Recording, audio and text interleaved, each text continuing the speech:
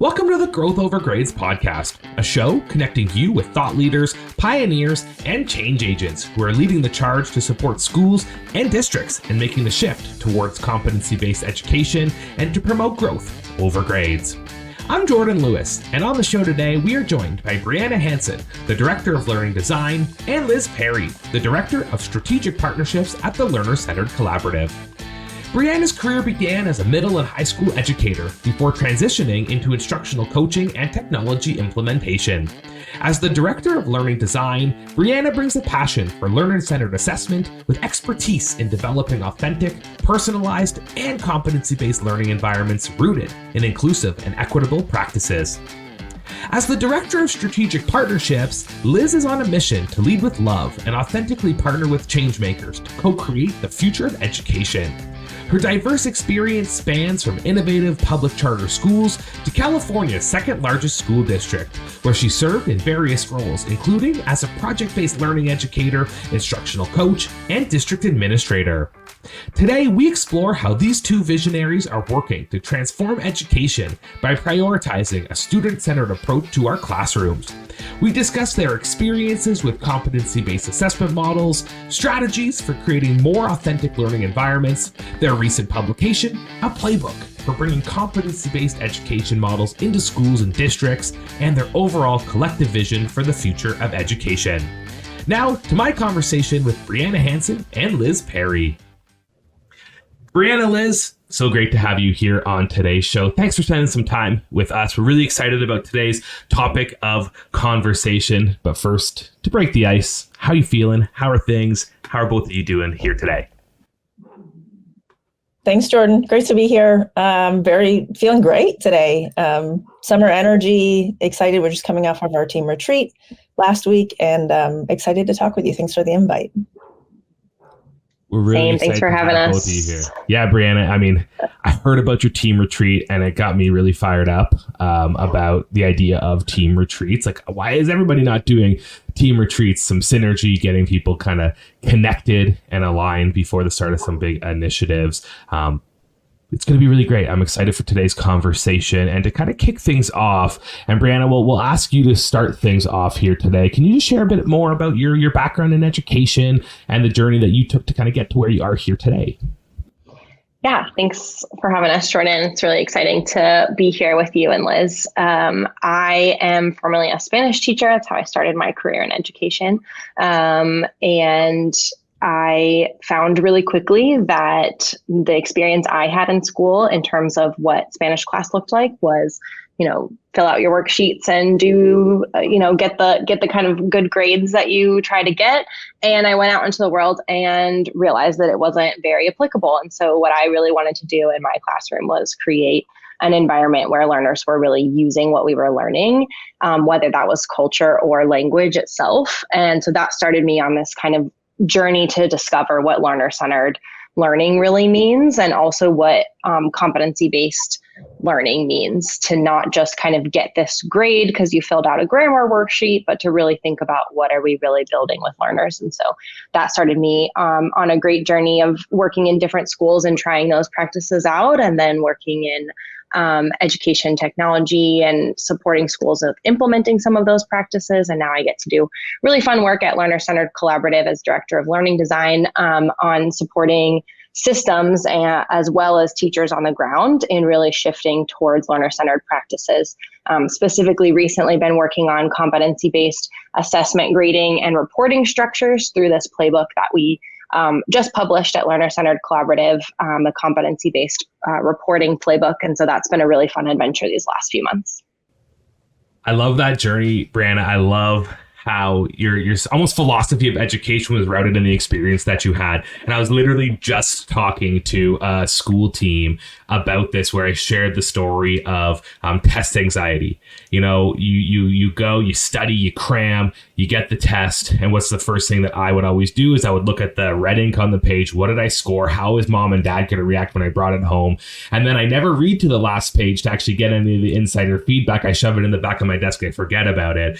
And it's not real real world. The real world is open book. And I just love that sentiment. I'm excited to dive into that a little bit deeper as we have today's conversation. But Liz, talk to us a little bit about your background and how you've gotten to where you are today with LCC. Sure, I'd be happy to. So I started my journey in education as a student, and I think connecting to that, really like feeling disconnected. Had you asked would I be an educator when I was older, I think I would have said no. And in part, that's just kind of my own journey of finding my passion for learning, but after my TK-12 experience. But I became an educator in 2007, and I also was a language educator, so a humanities and Spanish teacher at High Tech High, and landed at High Tech really seeing some of the models of learning, like project-based learning, authentic learning applications, and wanting to help to provide more opportunities like that for learners here in San Diego. So I started there and then moved to San Diego Unified, so working in a large comprehensive public school district, second largest in California, to support project-based learning as an instructional coach, then program manager, and then eventually director of instructional innovation at San Diego Unified. And we, in the last few years of my work there at San Diego Unified, had shifted a lot of our attention towards how we were engaging learners with feedback, assessment, and how we could shift our practices to be more learner-centered in a large school district. And then I joined the Learner-Centered Collaborative, and very excited to continue that conversation with colleagues like Bryanna and the team around how we can support districts and state departments of education across the country in focusing on what do we mean, not just with competency-based education, but within a learner-centered framework. And we really see competency-based learning and practices falling within that learner-centered structure. It's a really interesting through line and the commonality between sort of both of your journeys to try to find that passion in education. And it's what you're bringing into your roles here today. And coming from the Learner-Centered Collaborative, maybe to start off, it might make a lot of sense for us just to learn a bit more. Like, what is the Learner-Centered Collaborative, and kind of what is the work that you are doing with this organization? We're an education nonprofit that works with schools and districts, partnering with them as well as state departments of education to really rethink whole learner outcomes. What do we really want for learners? And then to design meaningful learning experiences to help learners get to those outcomes. And we really think about those in terms of learner-centered practices around personalized learning, authentic learning, equitable and inclusive learning, and competency-based learning. Kind of makes up this idea of really these meaningful learning experiences. And then beyond that, what are the enabling conditions that support those learning experiences to come to life? And so that's really the systemic approach to, what are we doing as a system to really support educators and support learners, as well as families and community members in creating this kind of learner-centered education ecosystem that we really dream of. And both of you have mentioned learner-centered through your introductions and really finding meaning in being learner-centered. And we know that ties in closely to competency-based education. But Liz, from your standpoint, what does being learner-centered mean to you? Yeah, I think it's a great question. When we say learner-centered, it's a shift from just being student-centered to thinking about all humans that are engaged in learning and how we can center the needs, the strengths, the hopes, the goals of learners, and how we design, facilitate, and assess learning over the course of a learner's journey.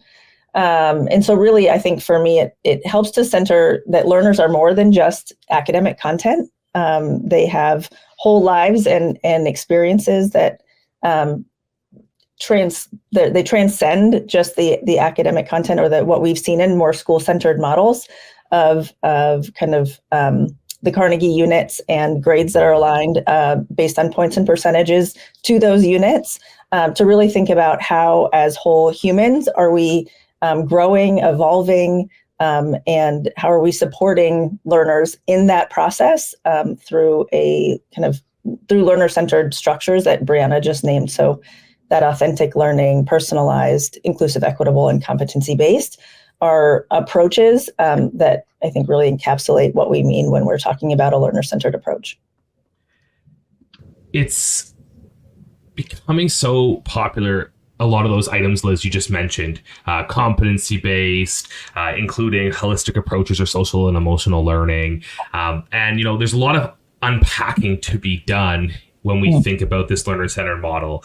We see headlines about these models and how to engage in them and being the future of our systems. But first, we've talked about competency-based education. So, Bryanna, I'm curious from your side, how would you define competency-based education, and how does this differ from traditional education models that we see sort of all over the world at this point?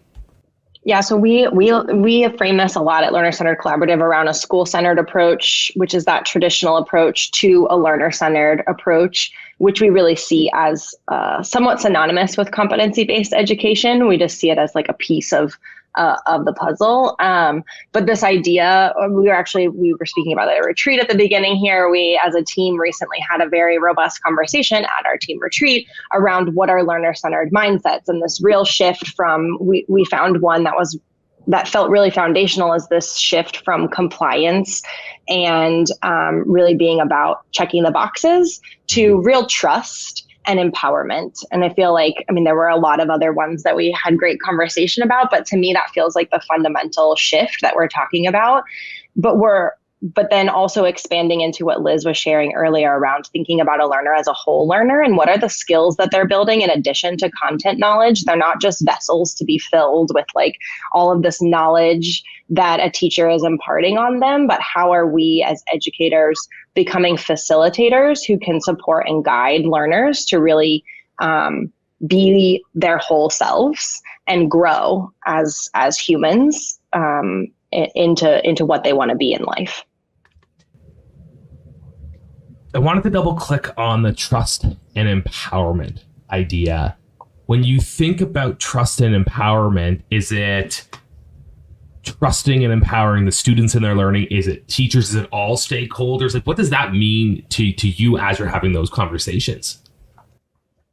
I think it means all of the above. I think when we talk about that a lot when we're working with schools and districts, when we're working with leaders, how are we showing that we're trusting and empowering educators? Not that we're just giving them boxes to check off, like, have you implemented this? Have you implemented this? We're going to come and observe it. But really, like, how are we empowering educators to observe each other and support each other and really grow in that way? Because educators are going to recreate what they experience. Our Chief Impact Officer, Katie Martin, talks about that a lot. And so this idea that we want to model that as facilitators for the leaders and the educators that we work with, so that we can see more of that happening with learners too. And I think, Jordan, a little bit about a conversation I had with a leader in San Diego Unified, and just how does it change the conversation when we start to talk to learners about how they know themselves and use feedback as an opportunity for empowering learners and families to set goals around their own learning, to identify strengths, and to see kind of where are my own next steps, and trusting that learners, families know themselves the best, and how can we work as a team with our learners to engage in those conversations, and trusting that they know where they are, and we can work as a team alongside them. And Liz, just to build on that, as you're having some of those conversations, like, what did those stakeholders feel kind of was the outcome of making that shift? I think we're still in that process, but I think being included in the conversation, when we look at grades, I think there's a lot of confusion from parents and learners about, like, what does that grade even mean? What does it mean to get an A, a B, or a C? How do I know where I am in my learning based on that grade? And how do I know what next steps, or how to lean in and support my child if I'm a parent in those conversations? And so really being clear about defining those whole learner outcomes, and then supporting learners in providing and building a body of evidence that shows how am I progressing towards that outcome? What does that help to show about where my strengths are and what my next steps are? And to be able to open up the conversation and to be clear about those outcomes and empower learners to kind of share and be a part of paving the path of their own learning journeys. And just to build on that and what Liz is sharing about, and we talked about that shift of compliance to kind of trust, is that our grading system is built in that school-centered approach, in that compliance-based approach. All of the grading policies and structures that we take for granted and kind of believe are just the way, they're kind of, what's that phrase, the grammar of schooling. They're just what we do. They're really about the carrot and the stick. How do we reward students for doing what we want them to do? And how do we essentially punish them for not doing what we wanted them to do? And so really, how can we recreate assessment and grading and reporting structures to really think about learning as something that takes time, something that comes from intrinsic motivation more than extrinsic motivation, and also that we're not building learners who are just checking the boxes, but that are more empowered. And I feel like a big misconception that we often hear is, if I don't grade it, my students won't do it. And I'm curious from your perspectives, how you're seeing some of that narrative shift as you adjust these models. I think that's a big shift and a big fear, because we are in that system, and we've also trained learners to be in that system, not just in our own schools, but in our culture. If children who enter kindergarten know what grades are, their teacher has not taught them to know what grades are, but it's part of TV shows and the things we talk about. I was talking to a leader recently who said we give grades to football players, which I didn't even know anything about, but I went on a deep dive after that conversation. So that we just have this cultural idea of giving grades. And so we're building that habit in learners from a very young age, that you respond to these points. So it's a lot to unpack, and it doesn't happen quickly, but I can speak from my own experience of being an educator in a space where we did not have grades, where we were doing fully competency-based learning and feedback, and we did not have any type of a report card with traditional grades or points on it. And the conversation shifted in that environment from, how do I get extra credit? What do I need to do to get more points here? Is this going to be on the test? None of those questions were asked in that environment. The questions that were asked were, what resources can I grab so that I can get better at adding transition words to my writing? Or I really want to improve my reading skills. So can I go practice my reading during this open work block? Or, the conversation shifted so much. And even around the skills, as educators, the conversation shifts too around, well, why were we giving points to that certain thing? It's because we were actually valuing this skill. For example, right. Why we take points off of late work is because we're valuing a skill around teaching learners that turning things in on time is valuable. So how do we give feedback on that skill as opposed to using points as a leverage? So I think that's a really long-term conversation, and you can't convince an educator that is, or even a parent, that's useful by conversation. I think you have to start making the shift and jumping head first and seeing it in action, because it takes time to shift that mindset. I think Bryanna highlights I love when you tell that story. Again, I think just being kind of clear about what we're assessing. I also think a little bit about what does create what types of assessments do that. And I think multiple and varied opportunities for assessment over time. Bryanna mentioned learning takes time, and sometimes we assess learners just at certain markers of time. But I think within competency-based education or learning, a practice of providing multiple opportunities over time is key. It also makes a connection to another part of within learner-centered collaboratives model of authentic learning opportunities and authentic performance-based assessment tasks. And in my own experience as an educator, moving beyond just an educator as the provider of feedback and points to creating authentic assessment opportunities that allow for learners to see the connection of what they're doing to the real world, and to open up kind of the opportunity to get feedback beyond just a kind of unidirectional feedback loop between where the teacher is providing feedback to the student, but looking at other ways in which students can self-assess, in which peers can assess each other's work, in which we can invite mentors and adults from outside of the classroom to be part of that feedback loop, because in essence, if the outcome is really about learning, the more feedback opportunities we can provide learners in authentic ways, the more that they are going to be able to kind of self-assess and then make decisions about how to move their work forward. You mentioned the use of feedback a few times there, and feedback can come in a wide variety of forms and at different times throughout the learning process. But just to take one step back before we take two steps forward, for people that are new, who are listeners to this competency-based model, what are some key principles that we can be highlighting to help them sort of contextualize what this shift can look like, or what these principles will mean when they put it into their practice?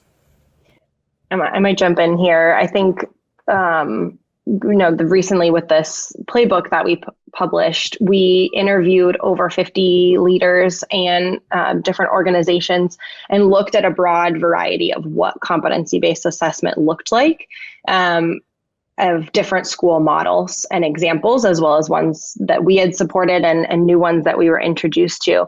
And I think in looking at that kind of landscape, we found some really common themes. And there's this kind of big paradigm shift. No matter how there's lots of different ways to go about competency-based education, and even when in terms of like what assessment and grading and reporting looks like.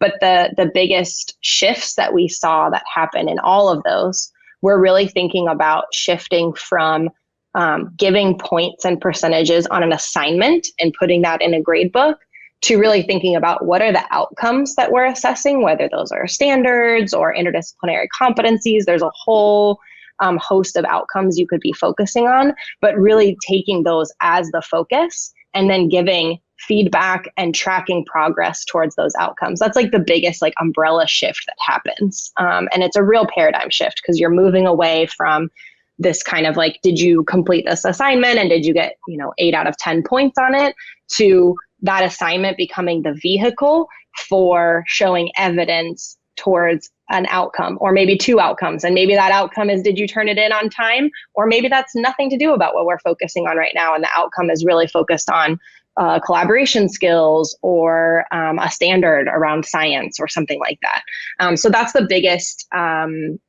piece. The other shifts that can happen there are going from assignments and assessments really being a little bit more narrow and focused. They could be tests or quizzes, maybe an end of unit project, to anything can be an opportunity for evidence of learning and demonstration of growth towards those outcomes. Liz mentioned this earlier. It doesn't just have to be the teacher who's giving here's your test and this will show that you know X, Y, and Z, but really students coming up with their own opportunities and saying, I actually demonstrated this skill or this standard in a completely different way. And so assessments in a sense become opportunities for evidence, as opposed to a gotcha kind of assignment that is given to a student.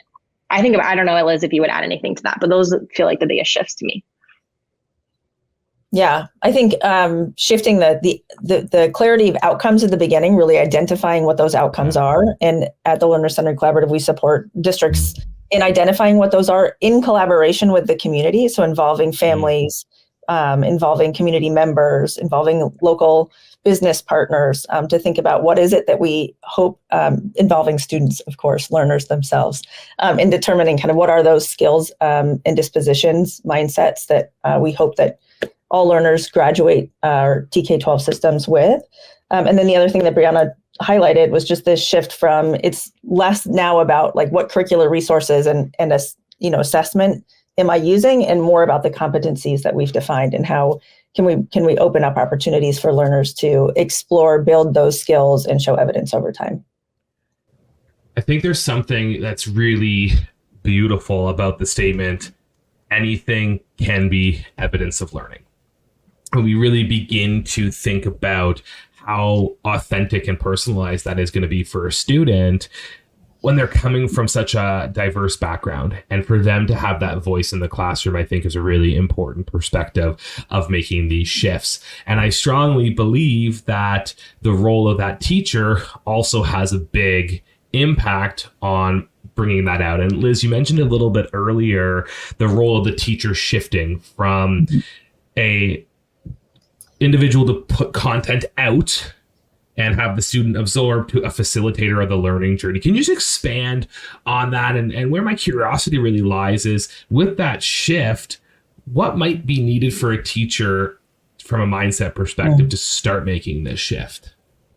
Yeah, thank you, Jordan, for the question. It's a big one. I think I'm thinking the first thing that came to mind is like when we think about like powerful leaders or educators we've had in our own lives, sometimes I think back to my basketball coach and the role that he played in my life, not just as, helping me to progress on the basketball court, but also like as a teacher of life, and shifting that role from a sage on the stage, right, where I possess information that I can transfer to somebody else, but really honoring the experiences, the interests of the learners in the classroom, and serving as a facilitator of learning, and that I might be opening up opportunities for learners to make choices, to bring in their own experiences to the learning experience, to be assessors of their own work and of their peers. So really, I think the shift in what a teacher is doing is creating opportunities, inviting students to share their experiences and interests, incorporating that into the learning journey that a class is taking. And then also thinking about, as Bryanna was talking about, with assessment, it becomes more of an opportunity to collaborate in assessment, and to think about how assessment and opportunities for measuring growth over time can be done in partnership with learners, in partnership with families. I think one of the stressful parts, and coming out of San Diego Unified, I think one thing that commonly came up was, I have 150 students. And what does that look like when I'm having personalized conversations with 150 students? And so I think that there's a little bit of, we have structures in place currently that make some of those transitions difficult, and thinking about how to shift some of those practices in a way that allows for educators to survive that transition, because we don't want to be putting more on educators themselves. But I really think it's an invitation for learners. It's not personalizing, for example, like in the lesson plan for every student in the room, but creating the space for those learners to share their experiences, to bring in their own authentic questions, to engage in exploration. And so it's kind of shifting the way in which teachers operate or educators operate with learners, to create those spaces for learners to be partners in that process. Bryanna, what would you add? Well, I love that you use the word assessment becomes a collaboration. I think that's something that is another one of those big shifts in competency-based education, and then thinking about competency-based assessment. We recently had a student panel, and a student who is from Bostonia Global, which is a school that's highlighted in the Playbook. They have a really amazing and unique high school assessment and reporting structure. They actually have a very different transcript than a traditional transcript, using the One Stone growth transcript. And so assessment and grades look very different at their high school. And when they were sharing at the student panel, they were sharing, we don't get traditional grades. We don't have these tests. We have these one-on-one conversations with our advisors. And the one student shared, it's pretty unique that I get to advocate for my grade. And just this idea that he wasn't given a grade. He was really there to show, here's my evidence. And like, maybe you didn't see this evidence, and that's why you kind of put me at this proficiency level. But I have this opportunity to show you this additional evidence in maybe a non-traditional assessment format. And I think that really becomes where it is an educator and a learner collaborating together on sharing growth and tracking that growth in a really formal way that's being sent to universities. I think that's really powerful. You've mentioned, Bryanna, tracking growth, and as these shifts are taking place, and let's put the scenario, I'm a teacher, could be my first year of teaching, and I'm now moving into a competency-based model, and I'm only familiar with the letter grade test quiz model. Now, how might I actually begin to consider tracking growth? Am I using rubrics? Am I using scales? Am I using a combination? Like, what does that actually look like? That's a tough question, Jordan, because it has a lot of different answers and a lot of different contexts. But I think rubrics, I think essentially like going back to what are the outcomes? First, a system needs to decide what are the outcomes that we're going to be assessing on. And then the second decision, and these should be shared decisions around a system really, but in some ways they can be happening in individual classrooms. But the idea that we then need to decide how are we, again, I'm using the word tracking, and I actually hate that word, but how are we measuring? How are we kind of showing that students are at different proficiency levels or at kind of different growth levels towards those outcomes? So what will those look like in your system? And this could look like a progression of multiple levels. This could look like, here's the standard, and are you a 1, 2, 3, 4, or are you emerging, developing, meeting? Like there's all these different kind of ways to measure that. And so once you have those decisions in your system, you can start to develop those rubrics of what does this look like. I think the unique thing here is that the rubric is actually not, it's not a product rubric. It's not on this assignment, did you check all of the boxes and did you do the requirements? It's on this competency, on this standard, on this skill. What does it look like to progress almost assignment or assessment agnostic? So those are really different, unique look at what a rubric means. And then you as an educator and students self-reflecting can look and say, okay, where is the evidence of learning? Where is that on this proficiency level? And that looks really pretty different in lots of different systems, but that's what it looks like. Right. To completely sort of segue the conversation, because there is a lot to unpack when it comes to those system-wide rubrics, and it will look different for a lot of different contexts. And, definitely what I'm hearing is the collaboration amongst the district and the voices, the administrators and the teachers need to all sort of come together to determine what is the best way for us to measure progress for our students. But what I'm curious about, and Liz, when you were talking about sort of this role of the teacher and kind of where all that comes into, we put a lot of emphasis on understanding those unique student needs and engaging them with information that is relevant for them to share their authentic learning. I'm curious from your perspective, and I mean from both of you really coming from a teaching role where you did this work, how did you prioritize making the content relevant to the student? Making the content relevant to the student. Great question. I think within my experience as a 10th grade educator teaching humanities and Spanish, I collaborated with math and science teachers to develop interdisciplinary projects that were grounded in kind of real world opportunities or challenges that we were identifying. Sometimes if it were a project at the beginning of the year, we might be having some parameters around, here's the general theme, but providing a lot of opportunity for voice and choice within kind of the structure for learners to kind of find areas to bring in their own interests, their own questions for inquiry. A lot of room for having learners bring in their own experiences that may shape or broaden the whole group's understanding of whatever it is that we're collectively working towards. So I think it's about, as a designer, as a teacher designer, as an educator designer, leaving room for learners to bring in their voices, experiences, and to make choices and have agency in the classroom, be it around their own decisions or as a collective. So I think that's one of the ways in which kind of thinking about the content.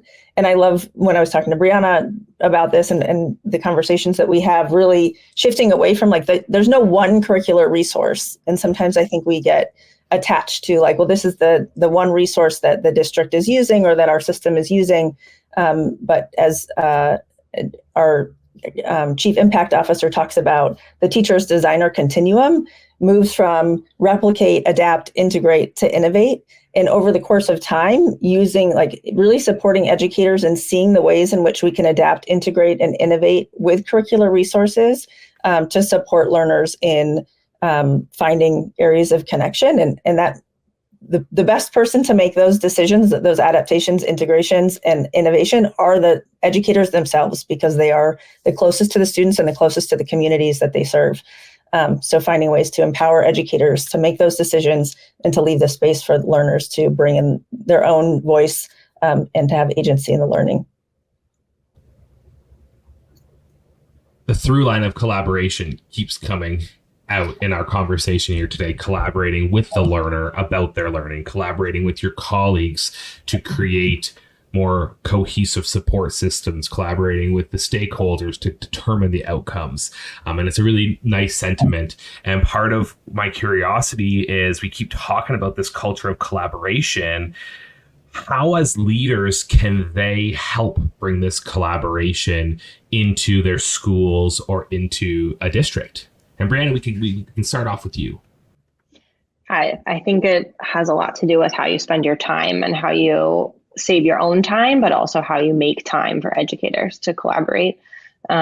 We spend a lot of time in working with schools and districts on what are the opportunities for collaboration within your schedule. I had a school leader, a school principal who shared with us when he was unveiling the new school schedule for that year. And he said, if you don't put it in the schedule, it won't happen. And I think that's actually really true. If we can put into our calendars and into our schedules these collaboration times that leaders are coming together and collaborating, where educators are coming together and collaborating, but also really making time for community to come together and collaborate, to create those kind of student focus groups or community forums, and creating the space to just have people come and share and collaborate together.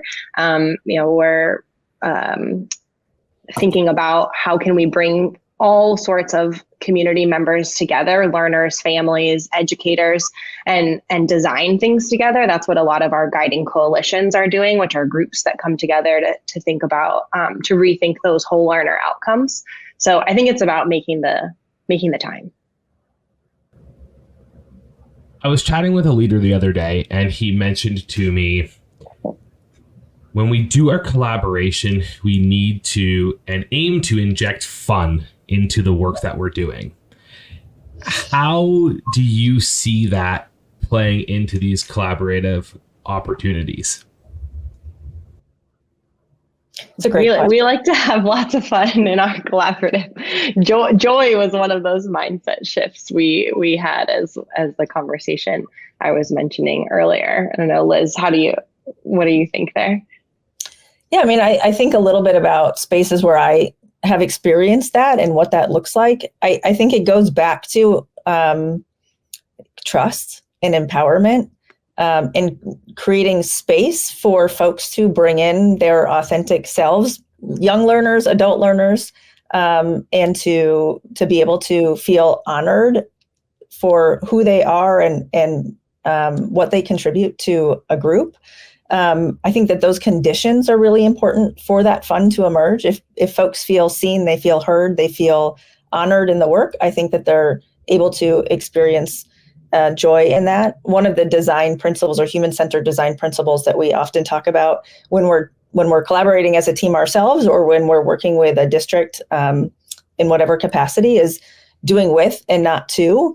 And I think that folks feel that. And when they feel that things are being done with them, that they feel excited about the possibility. Like, this is something we co-own, co-construct, and are dreaming and designing together.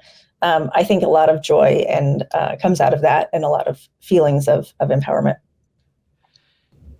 And teaching is not an easy job. We know this. We know that teaching is challenging.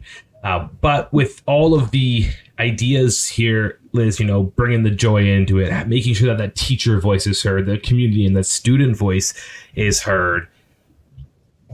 If you're a teacher and you're able to see those collaborative efforts come in and see the positive outcomes for students, you're going to feel really good about the job that you're doing. And you're probably going to feel really good about waking up and going and doing that every day.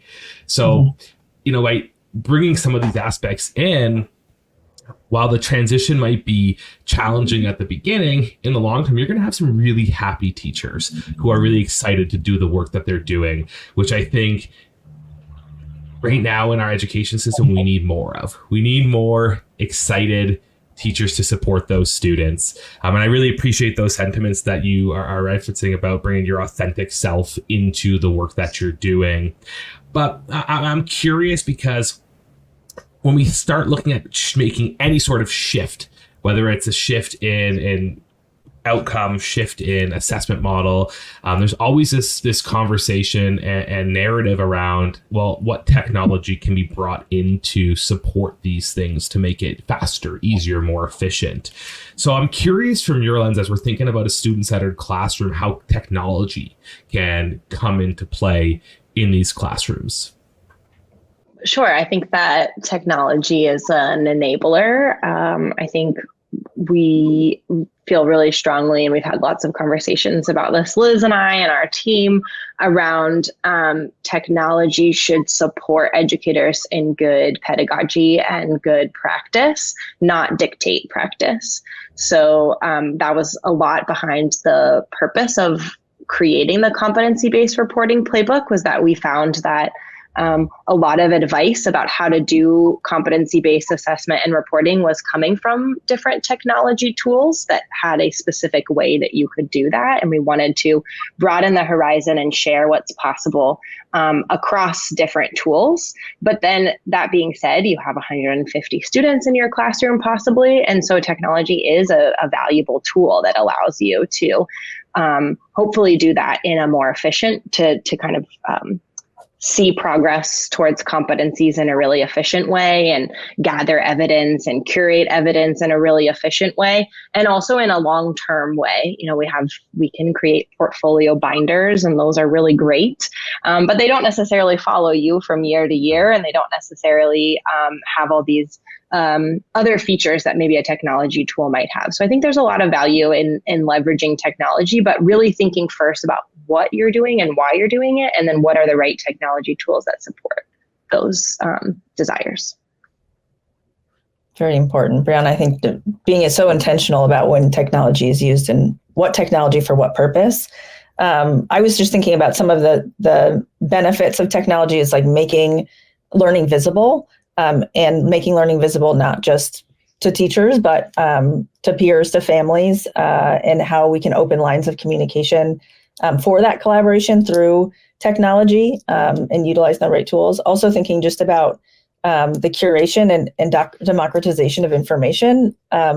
So really opening up opportunities for learners to access information and authentic audiences, authentic opportunities for learning beyond the school walls, and that technology has the potential to help support make those connections as well. And then assessment opportunities. As a language teacher, both Bryanna and I, one of the tools that I love to use was video. If you're thinking about assessment and the time that's limited in classrooms, how can you use tools like video to record and help to promote that peer assessment and assessment over time? You're doing the work you're doing now, you're just doing it a little bit differently by leveraging technology in a way. And Bryanna, when you mentioned that technology should support good pedagogy, not dictate it, I think is a really, really critical component to remember, because good pedagogy is good pedagogy. Doesn't matter which tools you're using to support that. And I'm always really curious when we start thinking about what that actually looks like. And it makes me sort of begin to consider professional development, right? And supporting our school teams with PD. And one thing that continues to arise when school teams are having these conversations is I can make shifts to competence-based education. I can use technology tools in ways that you're training me on to do. But at the end of the day, I still need to measure my students' growth.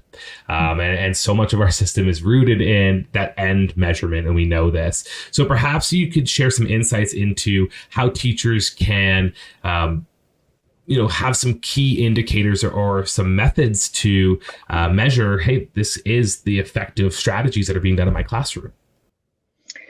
Yeah, I think that using technology as a tool to be able to do that. If you have the technology, of course, many technology tools that we're all familiar with, unfortunately, are grounded in some of those more traditional metrics and practices.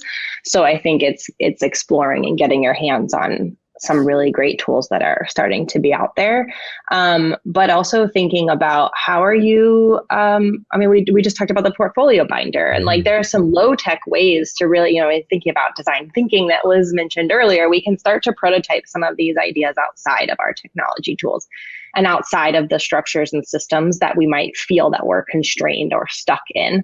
As educators in a classroom. And so really thinking about how are we demonstrating growth in a variety of different ways. I think every teacher is familiar with like their checklist or their like checkboard on paper, or like we can be building bar graphs with learners and thinking about like how are we measuring growth in like a learner tracker binder. And so I think really thinking about prototyping some of those ideas outside of the systems that you're given is a really great way to then show like, look at this growth I can show. How can we make this more systemic? How can we spread this and scale this? And that's where technology can come in and support with that. It's just something that we all need to hit pause, rewind 15 seconds and listen to again, because I just think it's such an important component to just remember and to consider. And I think there's a lot of communication aspects that come into play here as well. And Liz, you were mentioning, open communication is critical, and it makes me just think of the family, and that triangulation is so important. So when we start having this evidence, this authentic evidence, what does it look like to communicate that with family, and how do they play? Like, what's the family's role in this overall measurement of growth? It's a great question. I think there are lots of different opportunities, and I think using human-centered design to help communities think of what are some of the strategies in which we could partner with families is essential. But I've experienced like through student-led conferences where learners are speaking to and sharing with their own families evidence of their growth. So I've experienced elements of family involvement where those have been used, and think they can be very powerful. Student presentations of learning at the end of the year or at certain markers of time where families may be participants in the conversation around learning can be really important. So I think that some of those pieces help to bring families in. I'm going to pause there for a second. I had another thought, but it's going to come back to me. I'll jump in, Liz, and I mentioned this portfolio binder. We highlighted 2 elementary schools specifically in the playbook that are doing some form of this, and Mineola. They do badge books, and so learners can really track their progress on where they're doing on their badges, which are essentially kind of these anchor standards, and the badge books go home with them. And so there is this communication tool. It's a self-reflection tool, it's a feedback tool from educators, and it's a communication tool with families, and it's a low tech tool. It doesn't mean it wasn't a lot of work to build and to operate and to operationalize, but it's a really amazing example of communicating with families while also having this in classroom kind of tool that supports learners and educators in thinking about what their goals are. And then this is also really happening at Redbridge Elementary in San Francisco around their learning credits, which are essentially another form of a badge. And so they have a binder that they keep track of over time, and they can share that with their families on a back and forth. And so that's in both of those settings, they're really helping learners set their own goals based on where they're at. And they're really young learners. And so they're not on a technology tool, and they're really able to still see this powerful kind of evidence of their growth and their learning over time. I thought of my little, so I just wanted to add, when I was talking about designing with communities, a couple really cool ideas have come out of those collaborations, like a team in San Francisco, South San Francisco, that was talking about like, if you have these whole learner outcomes, you could even work with parents to design like a set of questions that they might ask around the dinner table that are aligned to those outcomes. Right. And it's not content specific, but like, tell me about how you collaborated with your peers today. What did that look like for you? So to open up that conversation at home. Another was just even the opportunities that having whole learner outcomes presents to invite families in, parents in with different experiences to talk about how those whole learner outcomes show up in their adult lived experiences or their work lives or their personal lives. So really opening up the opportunity to have a conversation about how these skills are not just applicable here in the classroom, but they inform and shape the lives of adults and all of us throughout our lifetimes. So thank you for letting me interject my thought. I love that, Liz. I love that you added that. Thank you.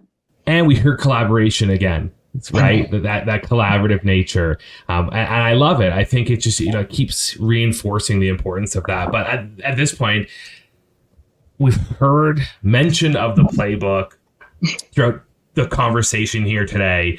So let's just throw it on the table. Talk to us here a little bit. You've released the competency-based reporting playbook. Talk to us about how this came to be, what the playbook is, and how it's going to help educators. Yeah, well, we hope that it helps educators in a lot of ways, but it came about from this idea of we were helping educators really think about, well, okay, we know and research has shown there are a lot of challenges with traditional grading practices. So what is the alternative? And we wanted to go around and find different schools and districts and systems that were exploring this question and had embarked on this journey of designing a different structure and a different system. And I think I mentioned before that there's a variety of different ways. So the playbook does have 11 specific school or district profiles that shows in detail how that school has gone about answering this question of what's the alternative if we're going to move away from traditional points and percentages. But then the playbook also kind of situates those 11 profiles and many more kind of other examples in this greater construct of like, what is this bigger paradigm shift?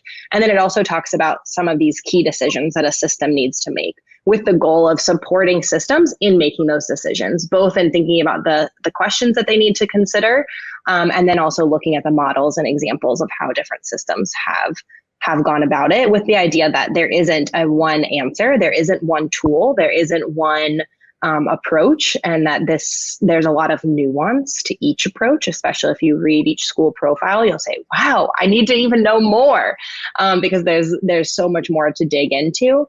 So the goal is that it supports systems and really rethinking these practices. And then on an individual level, as an educator in your system, I mentioned before, you can start to prototype these ideas or really think about what they look like within a structure, but it also can look like a system really rethinking the entire structure itself. Having 11 profiles really reinforces that there isn't one size fits all. And I love that sentiment, because when we filter it down to the idea of that there's not one size fits all in our classrooms for our students, and then that bubbles up to the system level, I think it just really reinforces the uniqueness of how a district can approach bringing these shifts in, and how it's going to really bring the collaboration of all of our stakeholders together to highlight that work.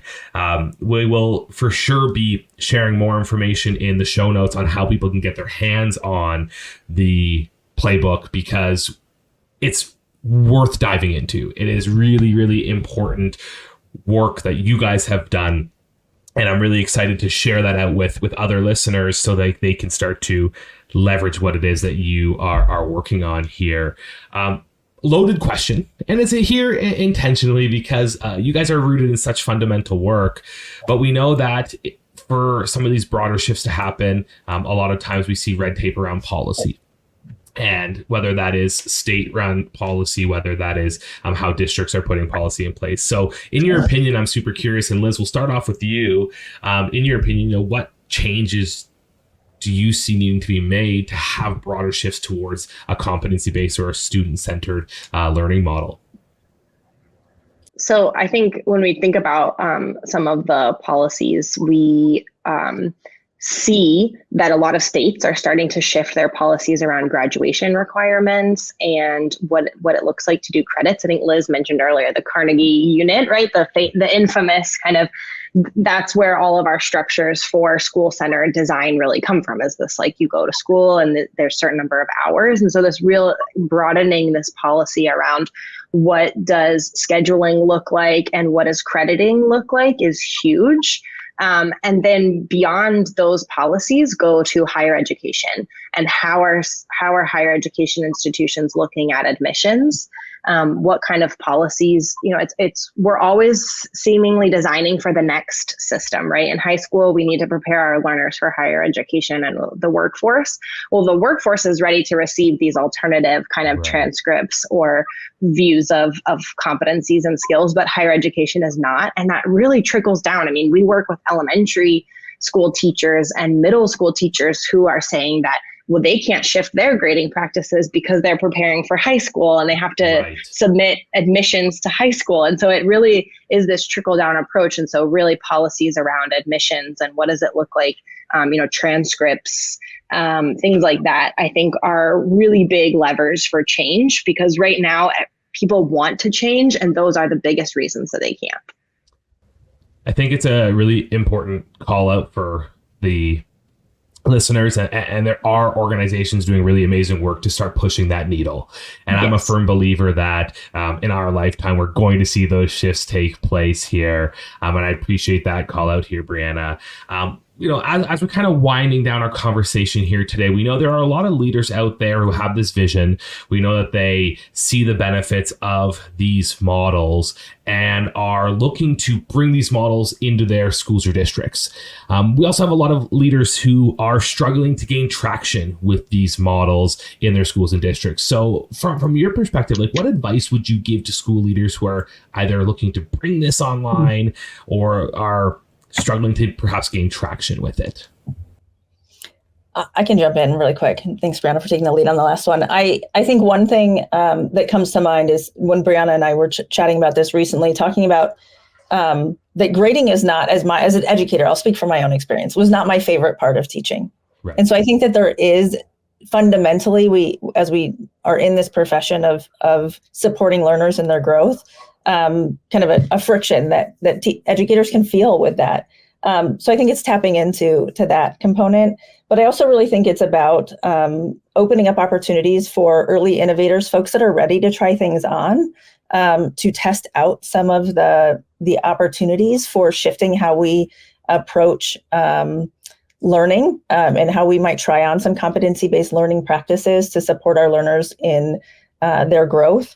And then making visible what that looks like, and even hearing from learners about how that shifts their experience and their feelings about learning and how they're able to engage with that differently. And I think hearing from learners and then providing those opportunities for educators who are ready to test things out can be a really powerful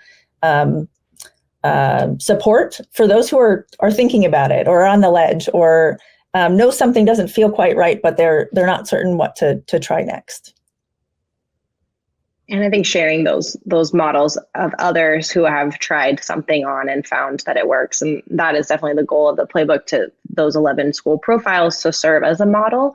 But I think the other thing Liz and I have recently chatted about is that this is a long-term game. This is not an initiative that you can take on in August and have ready to go in December.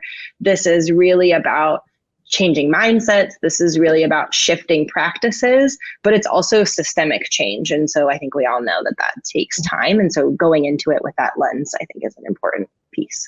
I love that, Bryanna. And that makes me think too about, it's within the school, but it's also outside of the school in conversations with our parents and our community, because folks have had experience with the traditional model and it feels comfortable and it's familiar. And to make that shift includes bringing folks along within our school buildings, but also beyond those walls as well.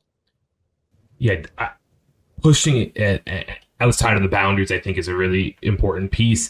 As a parent only knowing one thing, having something completely different, there's a big learning curve that they have to overcome to support their student with these models. And Bryanna, I think the systemic change, the time to make that change and calling that out is a really important point to reinforce, because this doesn't happen overnight. There are shifts. Starting small and dreaming big and working your way towards that is a sustainable model. And I was recently chatting with a leader, and they mentioned to me, they said, it took us 4 years to bring in a competency-based model to our district. And I said, okay, that makes a lot of sense. What was the barrier to get you to 4 years? And he said that when we first brought it in, teachers thought that this was just a headline and that after 1 or 2 years, we were going to stop. And eventually, when we kept bringing in the PD experts and we kept working through this and coaching them and having this mentorship model, those teachers, the last ones who were resistant to change, finally said, you know what, this is a better way. I finally understood. So when we think about a district, and Liz, with your district that you previously worked with, who there are thousands and thousands of teachers, that's a lot of voice to be heard, and it takes time. So for the leaders that are here, starting small but working through the process methodically, I think is a really good piece of advice as you lean into experts and as you lean into some of these profiles of different models that are going to really align to your unique needs. Is a really amazing starting place as we look towards this. But, final thoughts here for our conversation today. We ask everybody this question on the show, and we're going to be getting both of your opinions. But why do you see competency-based education as the future? I can start, Bryanna. There are lots of reasons, and I'm sure when this podcast is over, I'll think, gosh, I really wish I would have said that as well. But I think for me, engaging in this work has highlighted for me that this might be one of the most important conversations that we're having about education right now. Because when you see how learners are impacted by current practices in ways that feel disempowering, that disconnect them from their own learning experiences and journeys, that reduce, I think, feelings of hope and possibility for those learners, it's clear that we have to make a shift in how we're engaging learners and in supporting their growth through really effective feedback cycles and opportunities for learners to show their growth over time and to feel excited about learning as a journey, and that where they are in the journey is exactly okay, and that there are resources and that colleagues and adults around them that are there to support their next steps. So I think this really helps us to identify clear outcomes that are whole learner based, not just but inclusive of academics, and that then we're creating supports and opportunities for learners to celebrate that journey, feel joy in that journey over time, and to feel empowered by it. I think Liz said it so beautifully. I don't know that I have anything to add, but I'll just say that as a parent of a toddler, I think about the future conversations I want to have with her as a learner are not what grade did you get in class, but what did you learn? And I think about competency-based education, learner-centered education can really support her and I to have those conversations together, instead of feeling like I need to ask her if she filled out her worksheet for homework. And so that is like what I think about when I'm working with schools and districts. I want that for all kids. Yeah. Prioritizing learning to support our students. Yeah. Bryanna, Liz, thank you both so much for today's conversation. There's a lot that we still need to unpack. So maybe down the line, we'll have you back on the show. But very quickly, in our thanks, we wanted to also let the listeners know how can they learn more about the Learner Center Collaborative? How can they get their hands on the Competency-Based Reporting Playbook? Yeah, absolutely. We will have the playbook linked in the show notes for sure. But if you go to learnercentered.org, you'll find all sorts of information about our organization, the work that we do. We are always blogging and sharing new insights on that website as well. And then that is also where you will find the link to the competency-based playbook itself. It's a freely available resource for all to use. And we'd love to hear any feedback. You can reach out to us through the website and share your insights and feedback and how it was useful to you. We'd love to hear that. Amazing. Well, thank you so much for being on today's show. We look forward to future conversations and appreciate both of you for spending this time with us. Thank you, Jordan. Appreciate it. That was the Director of Learning Design, Bryanna Hanson, and Director of Strategic Partnerships, Liz Perry from the Learner Centered Collaborative, both visionaries and change makers for the future of competency-based education. Hey, thanks so much for listening to the show, and please make sure to hit the follow button on your podcast app so you never miss an episode. I'm Jordan Lewis, and you've been listening to the Growth Over Grades podcast.